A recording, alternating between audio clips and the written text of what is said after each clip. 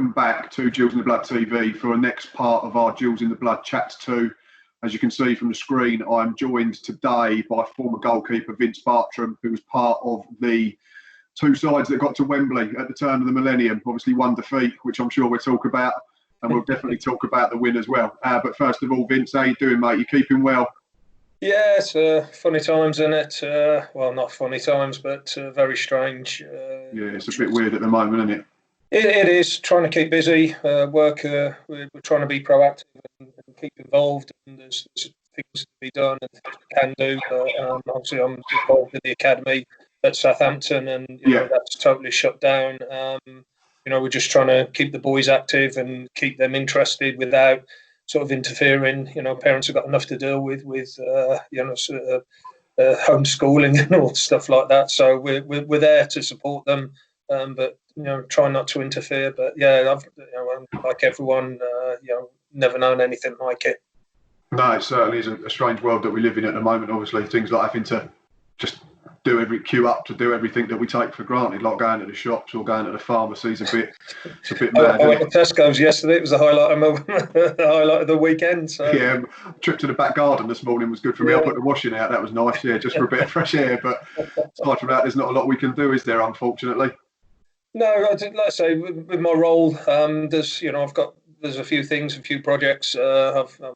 Recruitment have sent me a load of videos, so. There's things I can be doing and being proactive that when we do get the all clear and we report back, then we've got things in place and we can crack on. That's it. Yeah, it's about being well prepared now. I think obviously listening to the Gills on Twitter and stuff like that, Steve Evans just keeps saying the same thing. It's frustrating. We can only do as much as we can, but as long as we're well prepared and as well prepared as we can be for when the green light says they can go back and play games, then. The problem for everyone is if there was a date and we knew it was to that date, exactly, everyone would be okay and you can prepare. The problem is you're doing a plan A, but then you need a plan B, a plan C. If it gets put back and put back and put back, and then obviously with a football club, the first team are probably the priority.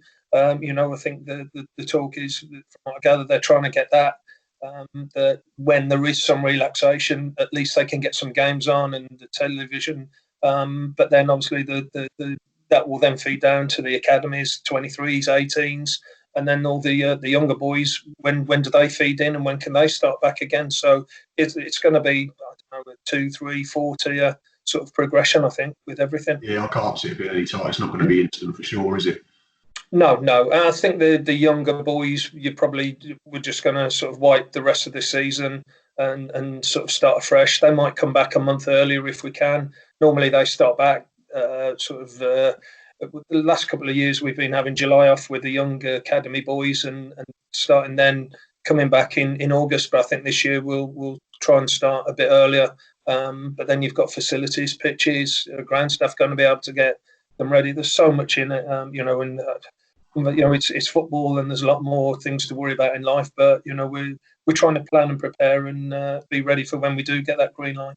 That's it, yeah, because obviously everyone goes, oh yeah, football takes a backward step, but for you and obviously for others, it's your job at the end of the day. It's a livelihood, and whether it's playing football or stacking shelves in a supermarket or being a builder, a bricklayer or whatever, it's still an income that you need to be prepared to do as best of your ability so that you do get absolutely best out of it when we can. So yeah, and like I say, and then you utilise the hours that you've got on the pitch rather than the planning, the preparation. You're doing it now and getting it all ready, so that when you can start back again, it is time on the pitch that's the priority. Exactly. Right. Anyway, time on the pitch sounds like a good time to start about talking about you in more detail. Obviously, spoke on Twitter and said, "Can we have a chat?" Which is what we're doing. We'll have a quick look at the early part of your career, obviously, because you played for a couple of decent clubs before you arrived in Kent. And so I'm right in thinking I did a little bit of research. I have to take Wikipedia with a bit of pinch of salt at times, but it's generally been all right and served me well so far. No one shouted at me this week and gone, no, that's wrong. Started off at Wolves, is that correct? Yeah, went signed for Wolves. A bit unusual background, especially in the modern day. I don't think many people would come into the game the way I did. I was 17. I was 13 before I even started playing goals.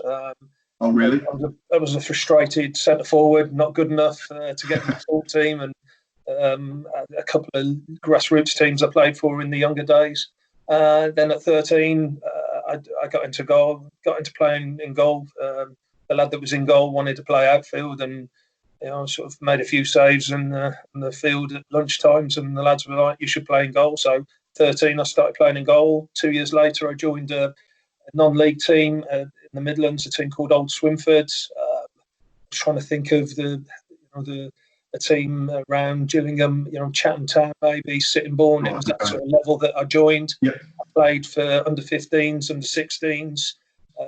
They're under 18s. There was no team above us, so I played at under 15. I was playing under 18s football. Right. They had a third team that played in. It was called the Dudley Metro Combination League, which effectively it was a pub league. We were playing pub teams and parks football on a Saturday afternoon, and then there was a reserve team that played in Division 2 of the West Midlands League, and then the first team played in the West Midlands League Premier, which I think if you won that league, you went into the Southern Midland, and then if you won the Southern Midland, you got into the Southern League. You won the Southern League, you got into the conference. So that's an idea of the level I was at. And I literally played 4 games in their first team and got spotted by Wolves. There was a lad called Neil Edwards that was scoring a lot of goals, and they were watching him, and just saw this young lad.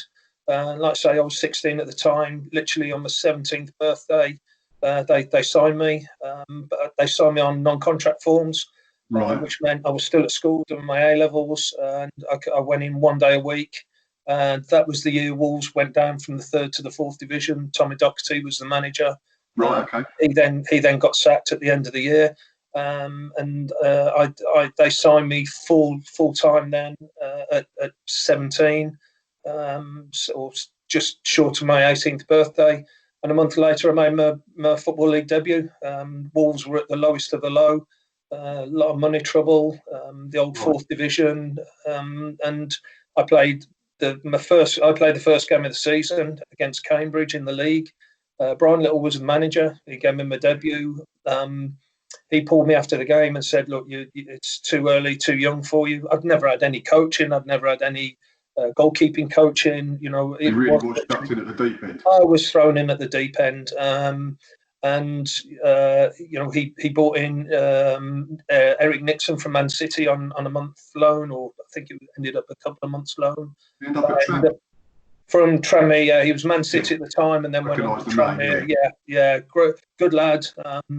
But he was only there a couple of months, and then they signed a guy called Mark Kendall, ex-Tottenham keeper. I don't know if you remember the Liam Brady goal for Arsenal against Tottenham, where he bent it into the far corner. Kendo remember the goal? The goalkeeper was. Yeah, no, Kendo was the lad in goal, and the story he says was he shouted up "keepers away," and it flew in the top corner. So, but he came to Wolves, and he was then part of the Steve Ball, Andy Much, and the club. He was a good influence on me. We had a couple of, Eric Steele came in as a goalkeeping coach 2 days a week. And like I say, I was there for six years then, and it was, like I say, they were at the lowest of the low, but they gave me a chance, young local lad. They also saw a bit of talent, and, I absolutely did enough to keep scraping a year here and 2 years there. And you went out on loan quite a bit, didn't you? I think at Wolves. Didn't play loads of games. I didn't have loads. I had one. I went to Cheltenham at the start of one season. Three I found. Yeah. Cheltenham, Blackpool, and West Brom officially were the 3 loans. Cheltenham was a month in the conference when I was very young. That was a good experience. Tough. I realised I didn't want to play. What was the conference like back then? Because obviously now a lot of people effectively say it's League 3, and it's pretty much the same standard as probably League 2 and some of the League 1 clubs. I imagine it was probably slightly different back then. Was it, Vince? It was. Yeah. Cheltenham, was a decent club. It's very similar to how it is now. The ground's not changed much. Jim Barron was the manager. When I signed for Wolves initially, he was part-time at the club doing the goalkeeper, so I'd had a few sessions with him. He managed a couple of clubs. I think he managed Middlesbrough, but he was at Villa with Ron Saunders, and a big name in goalkeeping, coaching especially. But he was Cheltenham's manager, and they needed someone. Paul Barron, an ex-pro, was the first team keeper. He'd had a cartilage operation in the summer. They needed someone for a month, so that fitted in nicely. I then went to Blackpool 12, 18 months later. That's my league debut. I played one game in the league, but this was like 2-3 months of first team football, good experience. Up to Blackpool in League One, they were in those days. And then West Brom, I went as cover. It was right at the end. There was a lad called Mel Rees, who sadly died a few years later. But he was out injured, and they needed cover for the first team. So I went there for a couple of months or 6 weeks in the end, and then got recalled to Wolves. Mike Stow, who was the first team keeper at the time, got a bad injury, did his cruciate, and they called me back. Initially, I was on the bench for a couple of games to a lad called Tony Lang. But Lange didn't have a good time, and I literally got back in for the last 4 games of the season there. Did really well. They were in the Championship by then, played Portsmouth, Hull, Blackburn away, Middlesbrough away, did really well for 4 games. Yeah. They offered me a good contract to stay, but I needed to move on. I needed to get away then. So this is when you moved to Bournemouth? And that's when I moved to Bournemouth, yeah. I'd been there for 6 years. I'd like I say, I was a late developer. I was a low training age, the things we talk about in the academies now. The club were fantastic to me, but I just needed to go. I knew I wouldn't play. Stowley would have come back in the season after. You'd been back up again, yeah, and then probably had to keep that out on loan. I'd have been number 2, and I needed to go. I needed to move on, and unfortunately, someone called Harry Redknapp came and took me from the obscurity of Wolverhampton and brought me down to the south coast. You've picked up a few decent players, so you can add yourself to that list, I suppose. I think, is it fair to say then, obviously, Bournemouth, you ended up playing over 100 games for. Was it then that you really started thinking, I'm a fully fledged professional footballer? Because obviously, like you say before, you've been going here doing well, but then it might have been a case of like 1 step forward and a couple back, then having to come back, then go out on loan, almost keep starting again.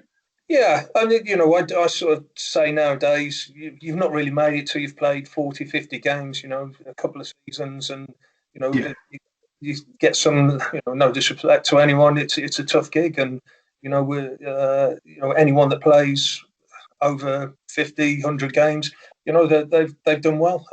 And because the thing is, in your position as well, Vince, is you can't go and say, if you're a left back, you can't go and say, I'll cover at right back this week. It's all I'm in goal, or I'm on the bench, or I'm not in the squad. It's like the kids I'm working with now. They're trying to be a Premier League goalkeeper. There's only 20 of them in the world. Exactly. They're trying to be something special. There's only 20 people in the whole world that will play Premier League football, English Premier League football, on a Saturday afternoon, or over a Premier weekend, and that's what you're trying to be. And so it is. There's prime ministers. There's more prime ministers in the world than Premier League goalkeepers. So it is a tough gig, and it is competitive. So I came down 3 years, first choice at Bournemouth. I think I missed 3 or 4 games in those 3 years. It was good. Grew up a lot, learnt a lot, made some good friends, lads that I'm still friends with now. I'm back down. I live down here now. It's a nice part of the world, and my missus is from Bournemouth. She's a Bournemouth girl, so. It was a good move, and it set me up for to move on. Once I'd built my reputation and got that experience, and I knew then I could be a regular first team goalkeeper. And then it's, how high can you go and how far can you go? Well, your next move, as you've already alluded to, was pretty decent, I imagine, at the time. So you would have only been, so was it 94 you went? So 94, yeah. 26? 25, 26? I was just coming up 26. I was 26, coming up 27. And there's not many bigger than Arsenal in the mid-90s. There is a little bit of a story, and I'm not sure I've told too many people this one, but I was literally so my last day at Bournemouth was I'd gone back for pre-season, and we're talking to a few people, and Tony Pulis's last day. Tony got the sack for I'm allowed to mention his name here, by the way. Of course you can. That's the chairman's watching. Tony, he just got the sack. Bournemouth were we'd had some tough, there were tough times. The money situation down there. It was a tough gig. It was Tony's first job. And the last day he called me into the office, and he was literally putting his stuff into a cardboard box, and he said, "Look, the last thing I'm going to do is sell you." And he said, "Leicester have come in." And I was like, "Oh, right, okay." So I was literally driving out the ground, and a friend of mine was a greenkeeper at the golf course just next to the ground. And as I'm driving out, I literally saw him, and he said to me, "Oh, don't do anything. My mate's chief scout at Arsenal. Arsenal are looking at you." So I've gone up to Leicester to talk to Leicester, and on the road, my phone goes, and it's Arsenal. And so I spoke to Leicester one day, Arsenal the next, and it was that, did I want to go back to being the number two? Dave Seaman at Arsenal, you knew you're going to be number two. It was going to be one of probably the hardest jobs to dislodge him at the time, wasn't it? Because he was one of the best keepers of his generation. But with also, I knew I wasn't going to do that. I knew I was going there as a number two. It wasn't a case of I'm going to be Arsenal's number one. It was, I knew I was going to go there to fulfil a role, but it was that chance to pull on that jersey for Arsenal. Whereas the offer at Leicester, the money didn't come into it. The money was the same. There was no, it was just because it was Arsenal.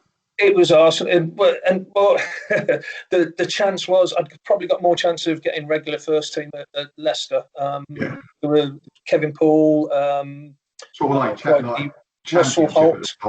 No, they were Prem. Brian Little, they were in the Prem. It was Russell Holt, Kevin Poole, and I forget the other one now. And Brian Little sort of said to me, "Look, it's up to you. Come in and fight, and you've got a chance and make the jersey your own." And at the end of the day, it was, well, do I go for that? Do I go for it? And we literally, like I said, my wife and I, we went. We went for a walk, and we literally tossed the coin. It was, it was an impossible decision to make. In the end, it came down Leicester, and we knew we had to.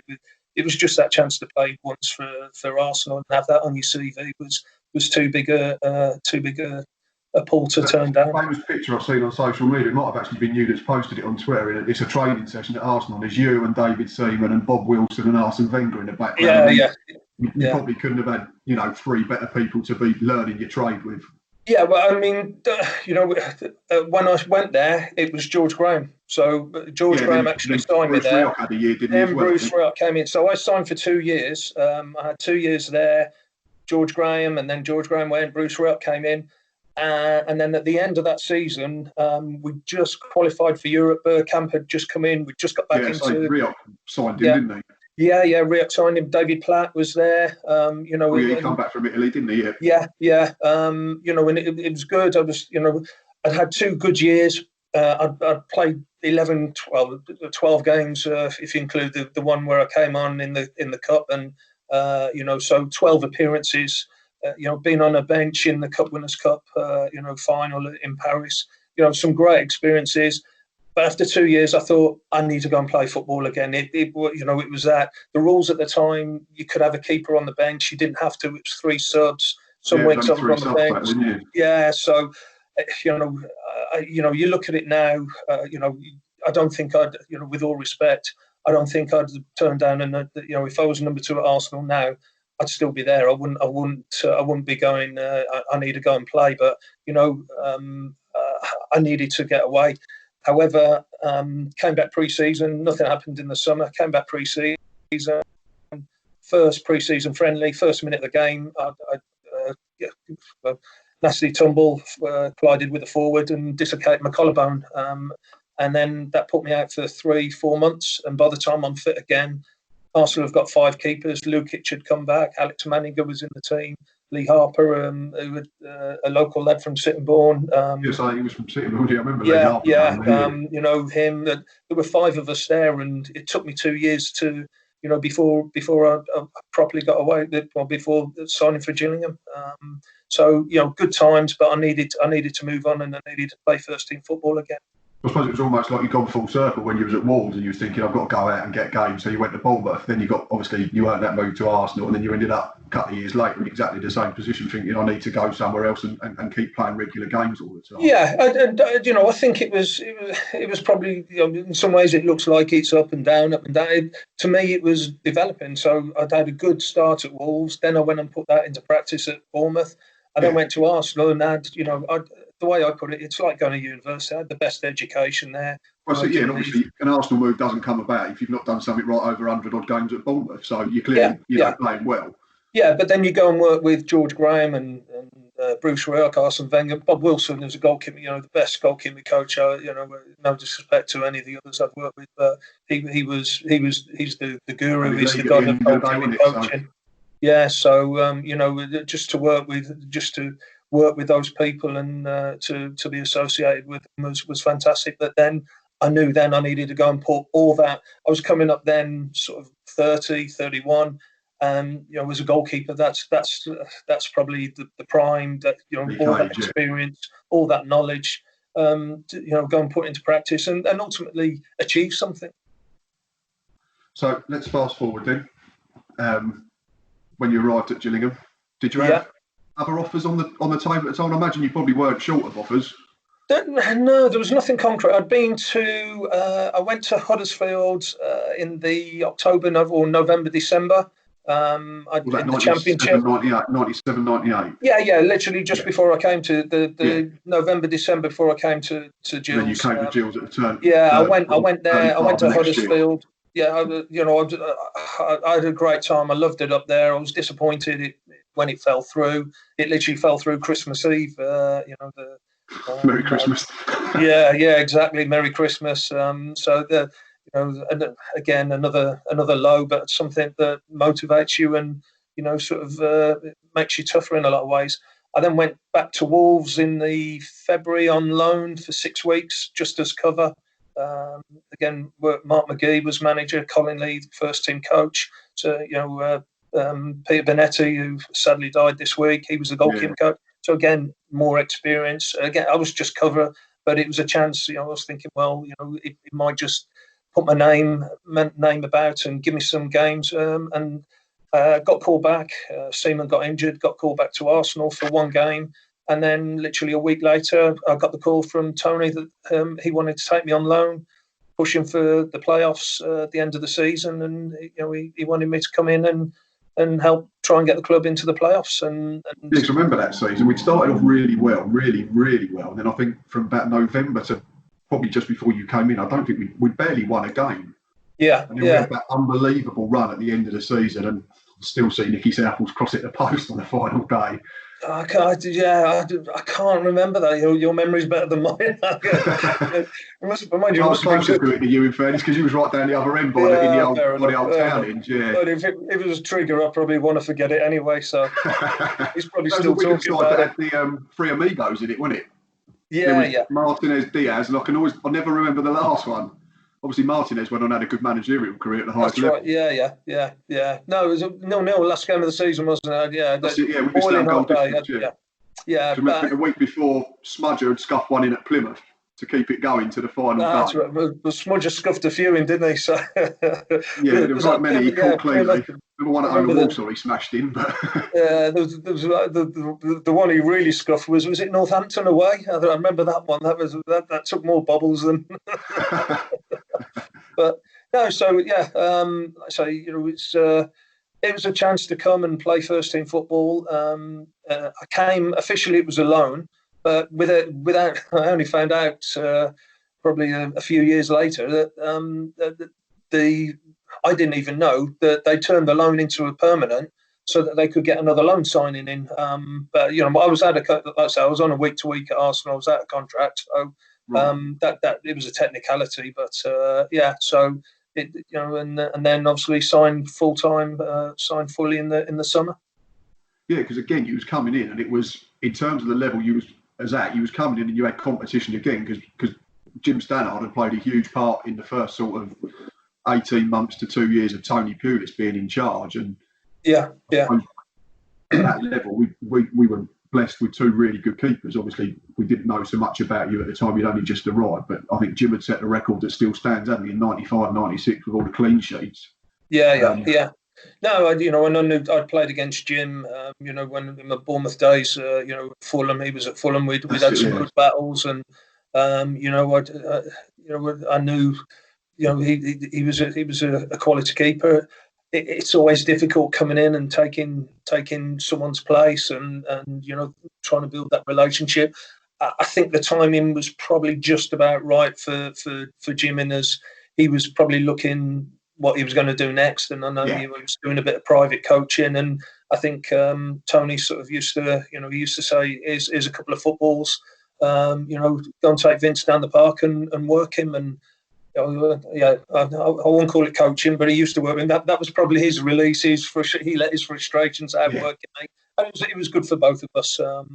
And I still speak to him every now and then.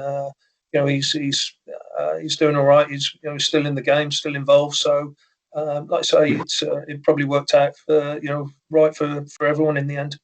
Yeah, I think so, because I think that first team that Tony put together to get us out of what was Division League 2 now, so that everyone knows what we're talking about. It's confusing, isn't it? Was, I think, a lot of it, the players that came in that year were there to do a job for probably sort of 12 to 18 months, and then it quickly had to be rebuilt again, didn't it? Like, you came in, and then in front of you there was like Guy and Barry Ashby, and later on Chrissy Oak, Darren Carroll came in, and further forward, obviously Leo come in and done a great job early on, and then Stevie Butler, who we have a lot to thank for still, and obviously Saabs and Bob. It takes time to build a team. You look at these chairmen that they bring a manager in and they expect something straight away, and a lot of the times the manager's totally different from the manager before, because it needs to be, because that's why you changed him. So you go for a different type of manager, but then he's working with the players that the manager before had. So it does take time for a manager to build a team and to blend the team. And I think Tony, it's no surprise some of these clubs that come through that once they get on a roll, I won't say it's easy, but there is momentum, and you're building that structure, and then you're just changing little bits and pieces as you go, and developing the squad and the team as you move up the leagues. And while it probably didn't happen as quickly as everyone wanted, it got there in the end. Well, yeah, you're talking of moving up the leagues, and my next question is it fair to say that period at Gills from 98 to 2003-04, because I know you didn't play a lot at the end because you'd injured yourself, and then I think you retired a few months later officially, but from when you arrived, obviously we've already spoken about it, we was the width of a post away from the playoffs in the first season. We finished 7th, then we finished 4th, then we finished 3rd, nearly went up automatically. I was at Wrexham that day as well. It was a right back and never scored a goal in his life, and then Wallop won him for about 40 yards, didn't he? Well, again, Kevin did and said everything. I don't know if if you've spoken to many of the other lads about that day, but the night before we went up there, and we knew that if we beat Wrexham, we were there, and Smudge and Ash and Bob Taylor, they'd been at Brentford with Kevin Did, and they knew Dido from his Brentford days. And Dido actually came to the hotel the night before, and we're having a chat with him, and we're all like, "Oh my God," he's like, "Oh, you'll be fine. You're too good, you lot," and all that. We're having the chat, and then the next day, like I say, we just could not believe. Literally everything, didn't we? Yeah, that he'd say things. They were the defenders were going in and diving in, and we were like, it was almost like they took it personally. But I think we found out later on. Was it Mickey Flynn, the Wrexham manager? He was good friends with Stan Turner, the Burnley manager. So I don't know whether there was a crate of champagne or a few bottles of something. Reward at the end. A little reward for them. So never not saying there's anything untoward, but their motivation. But that they obviously had something, and they were wound up, and they were firing on the day, which not that we expected any favours. Of course, you wouldn't expect anything less. But nonetheless. Yeah, that probably was. I know we're going to talk about a certain day at Wembley a few weeks later, but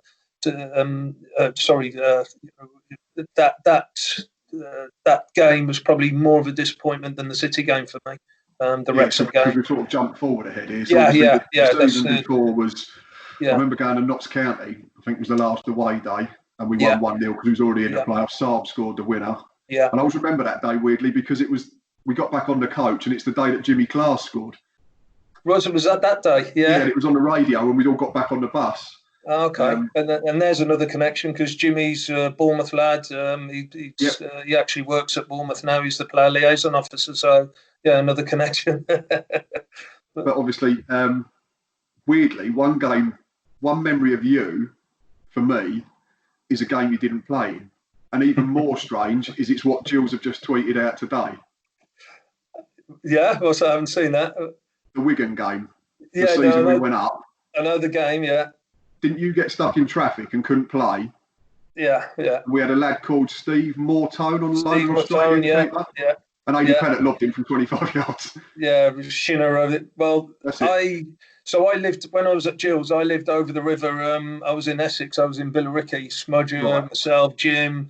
There was a few of the lads who lived over that way. Tomo was Southend, so, we used to travel in together. And every Saturday, I used to leave about 11:30. I know it was 40 minutes, an hour at worst. And literally, I've come on the M25 at just before Lakeside, as I did every Saturday. And literally, as I've come up the slipway, the road had stopped. And what had happened, there was a lorry had gone off the road at 3:00 in the morning, and they decided at 12 midday on a Saturday lunchtime to shut the motorway to pull this out. So I'm on the phone to Peter Taylor. Smudger had gone the other way and come on the junction after, and must have heard about it. It was just one of those things. And I'm thinking, so PT was, he was brilliant that day. A lot of respect for. He could have, gone mad and done. It was just one of those things. Of course. And I was, I'll be there, Gaffer. I'll be there. And then it was, I might not be there, Gaffer. Well, I'll put you on the bench, and and then if you get here, we. And it was. We can laugh at it now. We can laugh about it. And I literally got there at about 20 to 4, 5 minutes before half time. And literally, as I walked into the corner, because was that the year we're having the stands built? It was being built, It was being built. So I've come in the corner because the dressing room's around the back. I've come in on that corner, and just literally the first action I saw was AD sliding on the top corner. I bet you think that was a good day to be stuck in traffic. Literally, I'm thinking, I'm hearing on the radio it's 1-0, something. Oh, that's all right. The Gaffer won't be too bad. I mean, he's going to go mad now, but like I say, he was fair play to him. And Morts, I actually spoke to Morts. Well, I messaged Morts the other day. He's back in Australia, and we were saying we can't believe Wembley's 20 years. The Wigan game's 20 years ago next month. Yeah, it's mental. Where that time's gone. Yeah.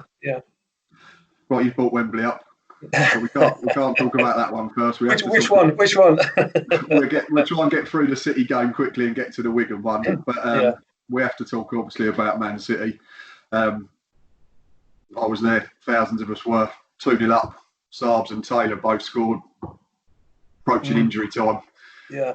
Have any of you worked out yet what went wrong? I mean, like you just have to just say it was one of them.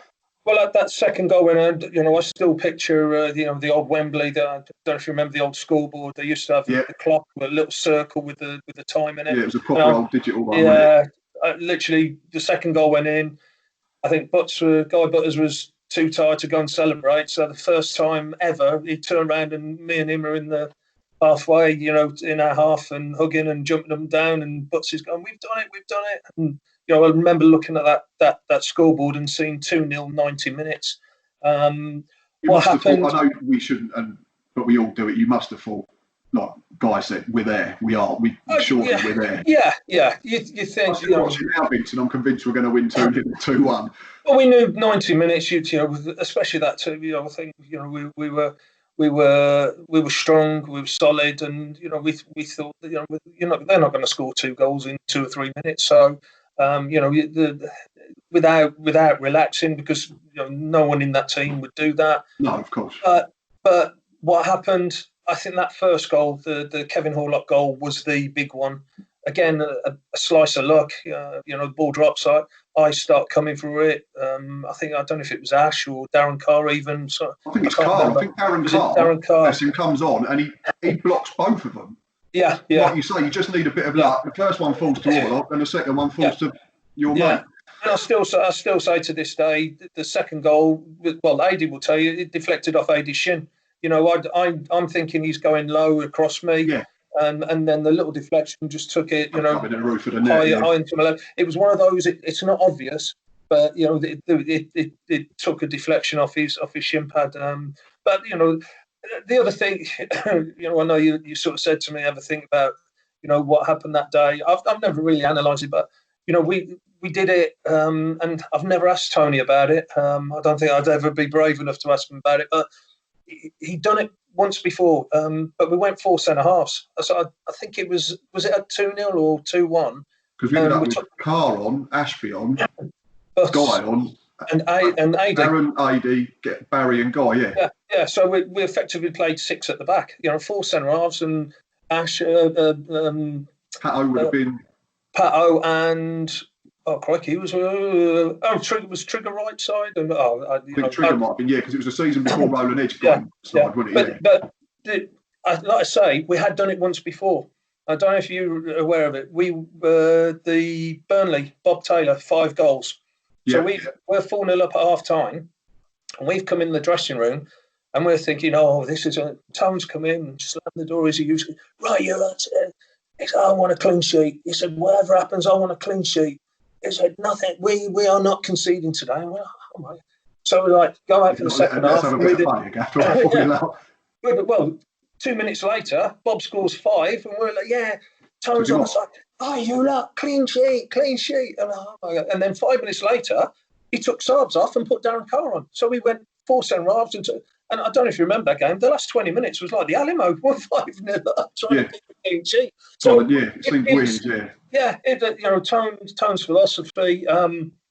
Would he do it again? Did that mean that they're just putting those balls, onto the edge of their area? I walked out 2-1 when Horlock scored, and I walked out into the concourse, and no word of a lie. I looked, and there was a stampede of City fans because they'd heard those that had left heard the roar go up, and there must have been thousands of them running up Wembley Way trying to get back in. Yeah, and then you get momentum changes, 1 goal, and then obviously the clock, the 5 minutes. I've seen Mark Halsey a few times, and we still sort of, I wouldn't say debate it, we joke about it or laugh about it. I suppose going back the year after probably helps, and it means that it's not as painful anymore. I'd imagine if he had gone against it again, we might not like him so much. I'll be controversial, and I might upset a few people, but I think the club were better for it. It doesn't feel like it, and we'll talk about 12 months later in a minute. But I don't know. I just think that year after, I wouldn't say we were better. I think we were a stronger squad. The team, that team, against City with Barb and Saabs, that was some team. But I think as a unit, as a squad, going back 12 months later, we were more prepared for the Championship. If we'd have gone up that year, I don't know. Would we have kept Barb? Would we have been as strong? Would we? Without jumping ahead of ourselves, after the Wigan game, I remember going home after the buzz and all that, and the first thing I did was teletext in those days. I'm showing my age and ever. Yeah, it was. I remember teletext, and I remember looking at as well, wasn't there? Club call if you wanted to find out transfer. And all that. £2 a minute. Yeah, but I remember going on teletext and looking at the Championship and the teams and thinking, oh my God, we've got to go Sheffield Wednesday, Sheffield United, Notts Forest, Birmingham, West Brom.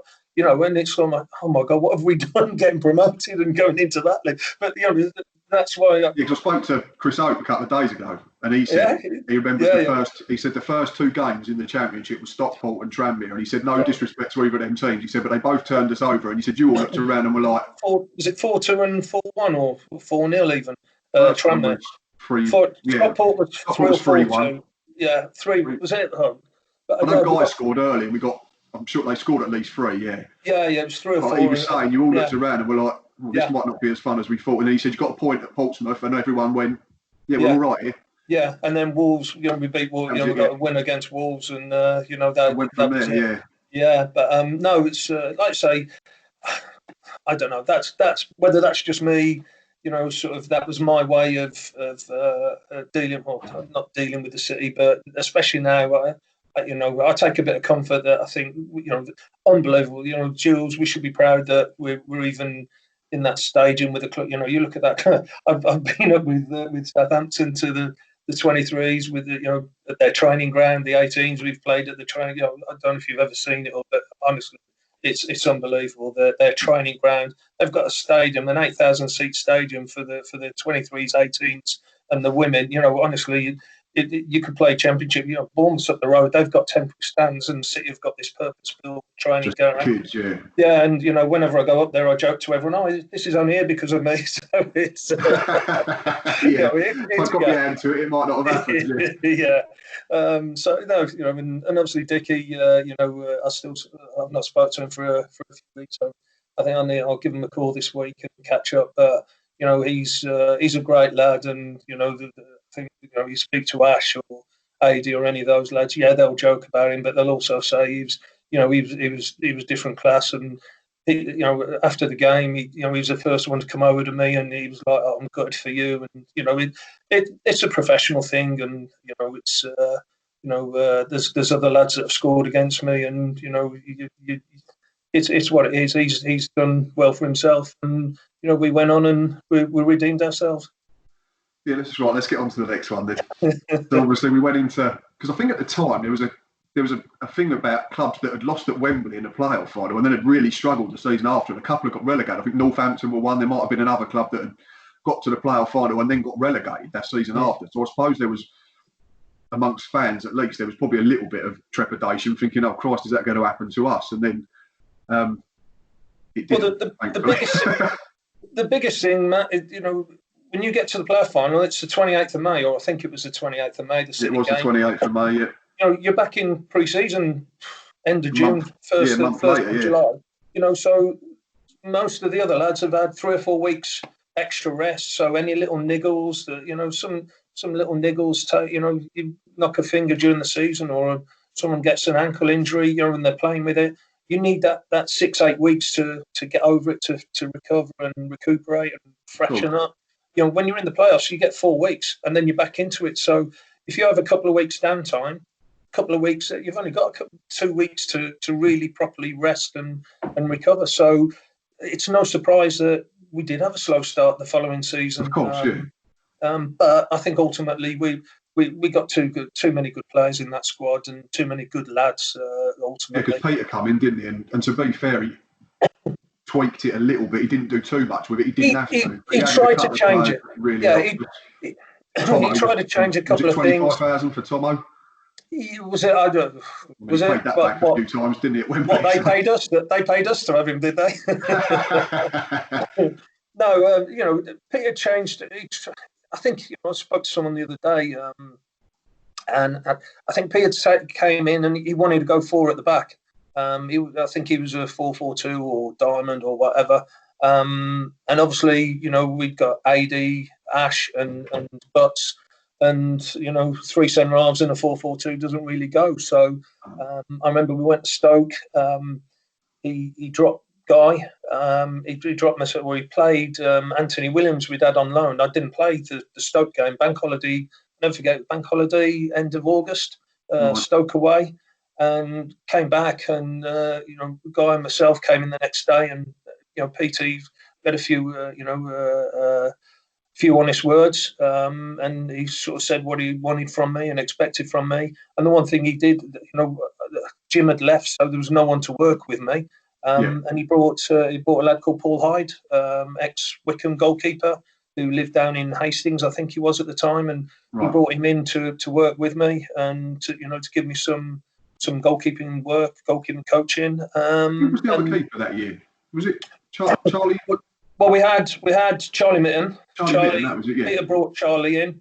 And like I say, Anthony Williams came on loan from where did he come? Was it Blackburn? He was a Welsh under 21. Had 2 or 3 weeks, 2 or 3 months, sorry, and that was it. And then later on in the year, Steve Mortone came in. Yeah, Steve did that. Yeah, of course, that was a promotion. So yeah, where we keep going back and forth. Yeah, it's just lost track of time. But sorry, yes, that year was Morts came in probably just after Christmas. I'd have thought. Yeah, of course, it was against Wigan as well. Ironically, the game you missed, and then we ended up playing them in the playoff final. Yeah, that's right. Yeah. Well, let's talk about that again. Then, obviously, so. Was there, in terms of preparation, was there anything different? Because it was Peter, not Tony. Did you players subconsciously try and do things different out of superstition or anything like that in the build-up to the game? Or was it just a case of, let's go and correct everything that ended badly the year before? Or? No, I mean, the year before, Tony had taken us away.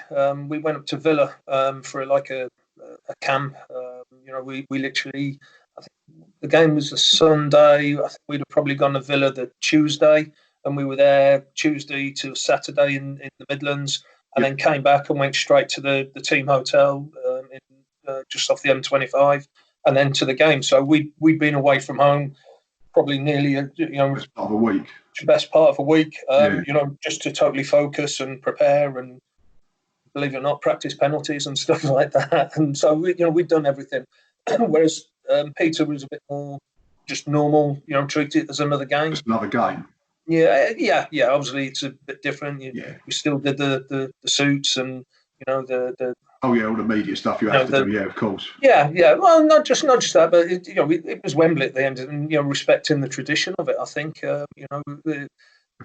but it was just a bit more treating it like a normal game and just not trying to sort of build it up too much. Just make it a football match rather than, like you say, an occasion. Yeah. And obviously we'd had the City disappointment, we had the Wrexham disappointment, going to Stoke in the semi-final and being 2 down after 7 minutes, and it's hold on, let's not get too excited because there was plenty of times where you kept thinking, is it ever going to go right? Like you say, we had that, then we was 2-0 down at Stoke.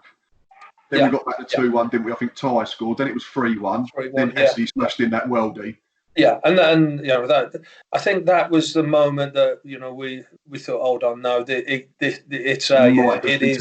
Yeah, there's been plenty of times I thought, it's not meant to be. I'm not going to get a promotion. The club's not going to get promoted. But that Hesse goal, I think, gave everyone the belief. Because even the second leg was weird, wasn't it? I think they had 2 sent off before an hour. Graham Kavanagh and was it Clive Clark? Yeah. I think silly things as well. But I think they got a bit wound up and lost their heads, and not gamesmanship, but some funny things. So they were the Icelandic. They were owned by Icelandic. The Icelandic manager at the time, because even after the first leg, he was moaning that too much time had been added on, and then he had words, I think, at the end of the second leg. Every one of them was 6'2", 6'3", 6'4". They were a strong, big team. And we're coming out of let's say the old the change rooms around the back of the old was like a little leisure centre type. Then, weren't they? Like behind it's where all the banqueting suites and we were just some little change rooms around the back. There was like a community sports centre in those days. We just the change rooms were tiny. Honestly, it was farcical, and they were next door. You could hear everything. We could hear them. Come on! So we've come out into the corridor, and it's like everyone stood next to each other. And I think one of their lads was Stig Johansson or something like that. And AD being AD, sort of turned around and said, "Lads, stick your hands up." So we shouted out, "Stick your hands up," and all of them, like, "Hey!" like this, and these Stoke lads, they're up for a fight, and they're looking at us thinking, who are these men? So they lost their heads. Whether it's something like that, I don't know. But they lost their heads. But it took extra time to finish them off. So because even though it was down to 10 men, I think there was still only one goal in it. They hit the post, didn't they? They hit the post. Like I did get a little touch on it. I'll claim that one. I did get a little touch. I thought you had. Right, let's get back to Wembley then as well. Yeah. Does Iffy still claim the first one? Was it over the line? I was going to say, there's a couple of contentious ones in that game. If we had VAR, I'm not sure whether it had gone our way. There was that one, and then the one that Frigg kept off the line as well, wasn't there? Yeah. I like I say, history says it was a goal. If he wants it, I'm not going to take it from him. Don't want it, I suppose. no, especially at Wembley. So yeah, no, and I think that gave us the start. It was at 1-0 half time. I think we were confident. Yeah, it was. If someone asked me the other day and would talk about the two games, and the City game, I can remember like that. Obviously I was quite involved. I had quite a bit to do. The Wigan game, I don't remember having much to do at all. And I was a really good goal. In fairness to that, the first one, yeah. Howard into the far corner. Howard, yeah. No, it was good. Really good finish. Nice and nice finish. And then penalty. Obviously, Ash a bit soft, but Yeah, I think he's looking for it. What was the thinking then? Because I remember Ash getting bought off just afterwards because we chucked on. Obviously, we started chucking on Butler and Tomo and yeah. Were we thinking again, or I don't think there was a thing. It's just we're running out of time in the game. It's just a case of we've got to go and try and nick an equaliser. Yeah. We need a goal. There was no denying it. That clock that was still there from the year before. It's ticking down against us again, and you're thinking 2-1. Was it 7-8 minutes to go? I say this time you needed it to keep adding more time on, didn't you? Whereas the year before you was praying that nothing got added on. Yeah. But obviously, you're playing against 10 men. They're going to tie that. I can't remember. Was it about an hour into the game or 70 minutes in the game? So you think they're going to tire, and the longer it goes, you just at that stage you're probably hoping for one chance, and take it to penalties again because we were so good at them the year before. Well, yeah. At 2-1 down, you take penalties. Of course, yeah. No, I'm only jesting, of course. Yeah. But no, one good cross, and Butts, he was a good lad in the air. Steve, bless him. It was a great header. Remember that was Julian Lewis, the first. It was a junior's cross, the first one, yeah. And Butts, lovely Steve Butts, great header. And then you're thinking, hold on, 7 minutes to go, we can go. Can we win it? And like I say, I don't have to tell any Gills fans, about what happened next. Just the ultimate buzz, and the ultimate high. Yeah, for fans as well, not just players. And I think the only thing that for me is, unfortunately, I think if you could almost amalgamate the two and have the crowd and everything about the City game, but the Wigan result, it would have probably been the perfect day out. Yeah. Because obviously, unfortunately, Wigan weren't such a big footballing town compared to obviously Man City. I think they only bought 9,000 or something. 8,000 or 9,000, and half the ground was empty. You know what? I don't even remember. That didn't matter. No, of course it was interesting. Yeah, once you're doing your celebrate, your lap of honour and all that, the away fans are gone anyway, so you're celebrating with half a stadium. Yeah, of course. So I know what you're saying. Only because a lot of Gills fans still say that the Man City day, if you take it as a whole and just sort of erase the final 3 minutes, was probably the better day out. The result was everything. The year after, of course. But one thing, the coach trip back from the ground was a lot better that second year. So I'd imagine it was a bit louder, like my train journey. I say it again. That was. I've been on a lot of coach trips. I've spent a lot of hours on coaches up and down the country with different teams. That was the best coach trip ever, and it just wasn't long enough. I remember we had one of these igloo ice boxes. But it was the size of a coffin, and it was just in the middle of the coach, and it was not being clever, but it was full of beers, and there's all these beers where they've been in the ice box. The labels just come up. We've plastered them. You couldn't see out the windows by the time we got back to the hotel. You could see full stop if you drank them. Yeah, but Dave Taylor, bless him, tops the. I think he forgave us because of the day, but any other day he wouldn't have been too happy. But it was, like I say, that was a group of lads, a group of friends that you spend a lot of time with, and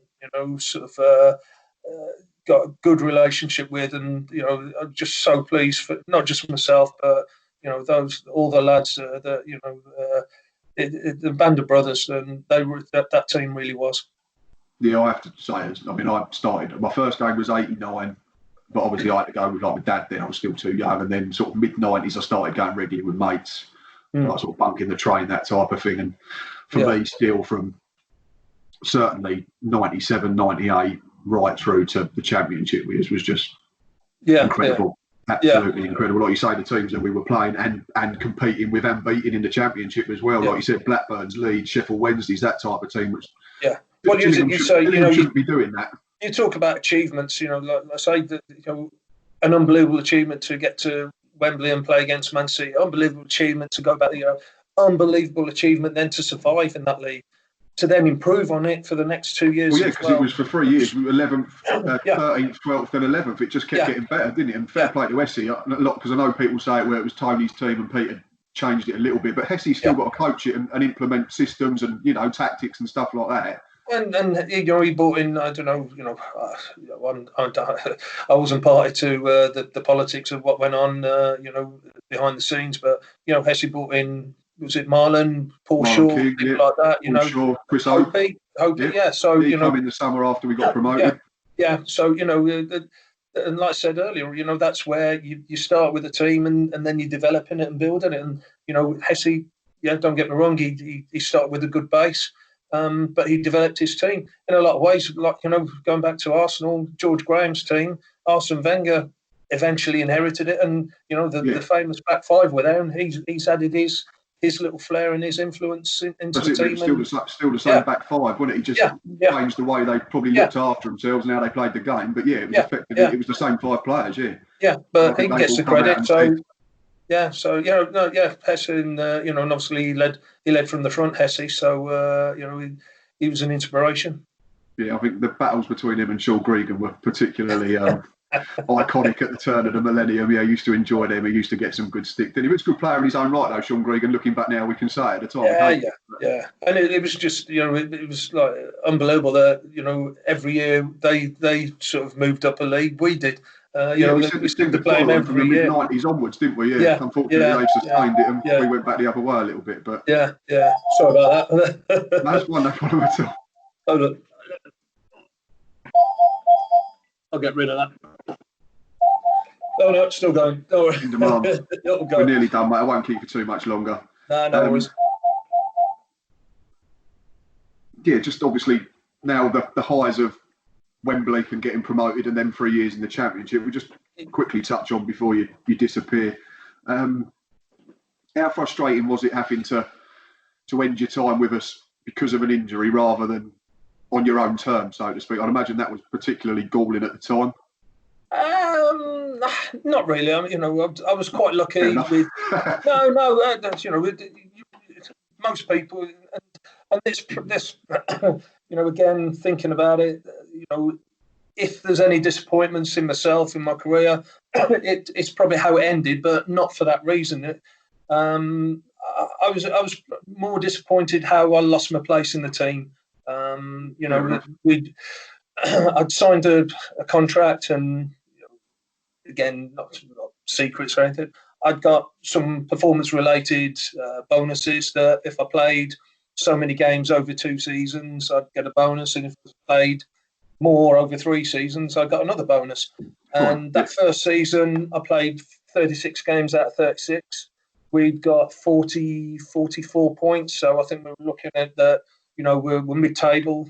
We were, I think everyone, as soon as you got to 50, 51, that's it. You're accepted as safe. So 10 games to go. We needed 7 or 8 points to be safe. And then Hesse pulled me in and sort of said, look, you've played every game this season. Brownie's, waiting in the wings. We need to know if anything happened to you, could Brownie play?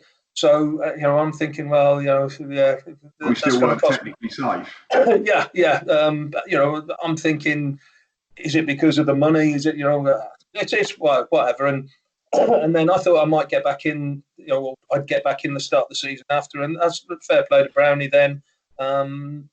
He came in and did well and cemented the place and, made a career for himself, which, is how football goes.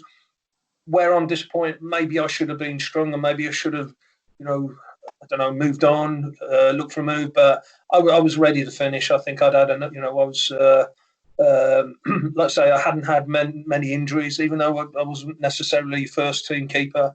I hadn't missed much game time, training time. Yeah. I didn't, if I missed training, it was quite unusual. I can count how many injuries I had in my career, big ones especially, probably only two. The second one being the one that finished me. So I was ready. I was ready to retire mentally. What was you then? You was 30, 35, I was 36. 36. Yeah. So you probably was, like you say, coming to that time, like you said with Jim previously, where you was having to start thinking about the next stage of. Did I want to drop down League Two, Conference? It was those sort of questions, and I just felt the time was right. That I had this injury.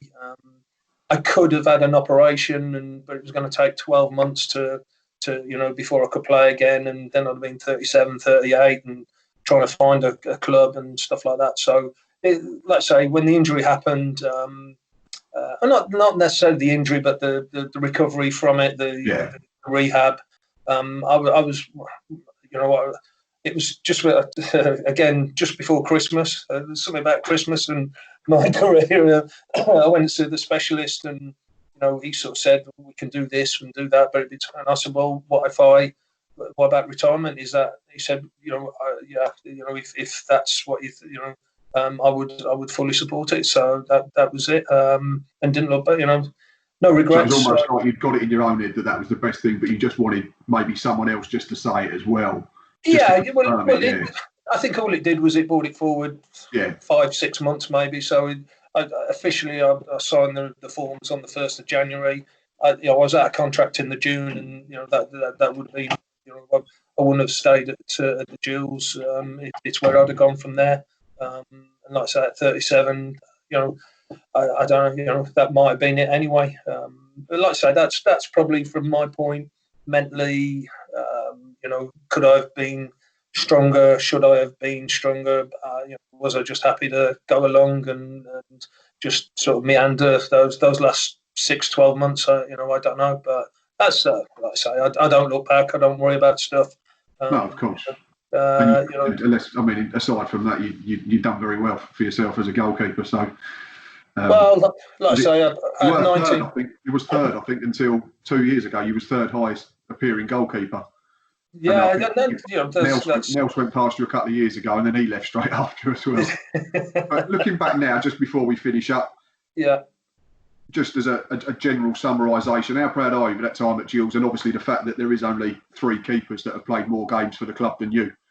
Yeah, absolutely. The first 2 are absolutely miles in front. That's a phenomenal record. Ron Hilliard and John Simpson, I think they're both over 600 or something. But and like I say, if I'd have carried on that season, maybe there'd been another 40, 50 on there as well. So no, I'm immensely proud, and not just the appearances, the number of appearances, but the quality of the appearances. The being in the championship, like I say, being part of that team, the only team that's got us into the championship. That's it. For me, it's the best team that Gills have ever produced, and that's not, like I said to Opie the other day, that's not to sit here and blow smoke up your arse because I'm sat here talking to you. That's because that's fact. We finished mid-table in the championship. No disrespect to any of the lads that have pulled the shirt on in the years since. I think all it has done is it shows what an achievement that team achieved. You talk about punching above your weight. You talk about a group of lads working together, being committed. There weren't, again, no disrespect to anyone in that team, but I don't think there was a superstar. I don't think there was a marquee name or anything. They were just good professional footballers. You'd all run through brick walls for each other. Absolutely, yeah. We believed in each other. We die for each other, and it was just great times. Yeah, it was half decent watching it as well, Vince. I'm not going to lie. So anyway, your phone's been ringing. You've got people milling around behind you. I'm going to let you go. It's been really nice to talk. Matt, it's been a pleasure, mate. Anytime. Relive them 2 seasons, especially the Wigan one. Not so much the City one, but you look after yourself. Obviously, it's strange times, like you've said. Yeah. Well, hopefully, I think the one thing I don't get up there. I think I've been back to the Jules twice since I've left. Once was to do the radio shortly after I retired, and then I came up a couple of seasons ago to watch. I read that on Wikipedia. I was like, is that right? It said right at the bottom. It said, "Oh, Vince is married to ex netball player," and then it said, "and he briefly worked on Radio Kent." And I was, I did about four. I did about 4 games. I think I did one at home. I did West Ham away. I did. They played Bournemouth first game of the season the year after, I think it was, and Jamie Reid that used to do Radio Kent. He used to ring me up a couple of times, and just when it suited. I didn't get paid for it or anything like that. So it's not going to be a career as a DJ. So like I say, Wikipedia, you've got to be careful where That's what, I think you can just go and edit anyone's, can't you? So yeah. But no, it's I'd like to get back one day and get back up there and come and see a game. So I'll let you know and hopefully meet up, mate. We'll do that. I'll buy you a beer, definitely, mate. Pleasure, big pleasure. It's been superb. Right, Jules fans. As always, you know where we are: YouTube, Twitter, Facebook, and Instagram. Vince is on Instagram and on Twitter, so you can get in touch with him and reminisce like we've been doing for an hour and 5 minutes now. Keep safe, keep following the guidelines, and until next time, up the Gills.